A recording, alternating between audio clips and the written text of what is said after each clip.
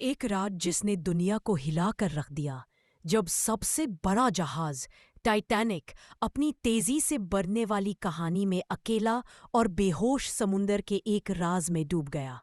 क्या सच में ये सिर्फ एक हादसा था, या कुछ ऐसा जिसके बारे में दुनिया को कभी पता नहीं चलना था? 1912 अप्रैल।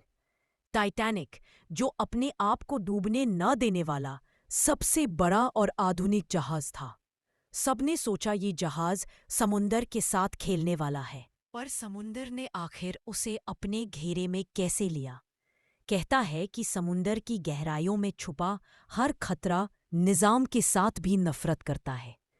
कैप्टन को आइसबर्ग के खतरा के बारे में बार बार सूचित किया गया, पर क्या उन्होंने उस खतरे को गहराई से समझा, या ये था सिर्फ एक अनजानी गलती? समुंदर ने अपनी सर्द हवा के साथ टाइटैनिक से टकराव कराया। वो पल जब जहाज और आइसबर्ग टकराए, सब कुछ बदल गया। पर आइसबर्ग के बाद भी एक बड़ा राज छुपा था। टाइटैनिक के अंदर क्या था जो उसे डूबने के लिए मजबूर कर रहा था? लाइफ बोट्स की संख्या कम। दुनिया का सबसे सुरक्षित समझा जाने वाला जहाज सिर्फ एक झटके ने उस दावे को हमेशा के लिए डुबो दिया। लेकिन उस झटके से पहले टाइटैनिक के अंदर कुछ ऐसे पल गुजरे जिन्होंने आने वाली तबाही का कोई अंदाजा नहीं होने दिया।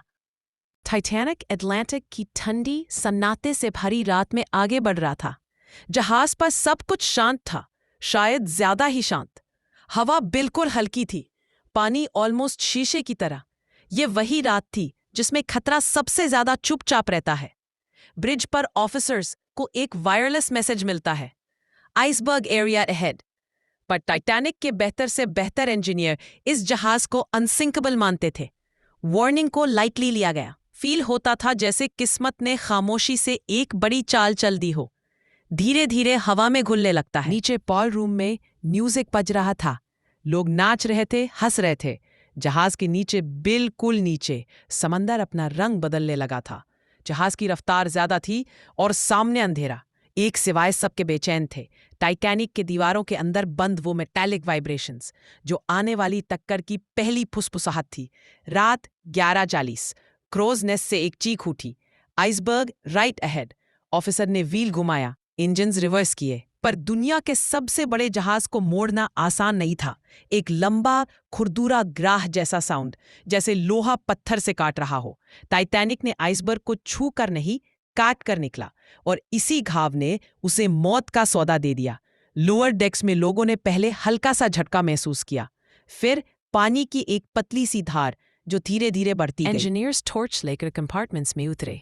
जब उन्होंने देखा पानी 5 अलग अलग कंपार्टमेंट्स में घुस चुका था, उनके चेहरे का रंग उड़ गया, क्योंकि टाइटैनिक सिर्फ 4 कंपार्टमेंट्स तक की ही तबाही झेल सकता था, 5 नहीं। अब सच में डर में बदल रहा था। ऊपर डेक पर अभी भी लोग पूरी तबाही को समझ नहीं पा रहे थे। टाइटैनिक नहीं डूबेगा, लोग सोचते रहे। लाइफ बोट्स में जगह कम थी और वक्त और भी कम। हर पासिंग मिनट, हर ठंडी हवा का झोंका जिंदगी और मौत के बीच का फासला और गहरा करता जा रहा था। आखिरी पलों में टाइटैनिक का पिछला हिस्सा हवा में उठ गया और एक बड़ी दर्दनाक चीख जैसा आवाज हुई, लोहे की, या शायद उन हजारों उम्मीदों की जो इस जहाज पर सफर कर रही थी। फिर टाइटैनिक 2 हिस्सों में टूटकर अंधेरे समंदर में समा गया।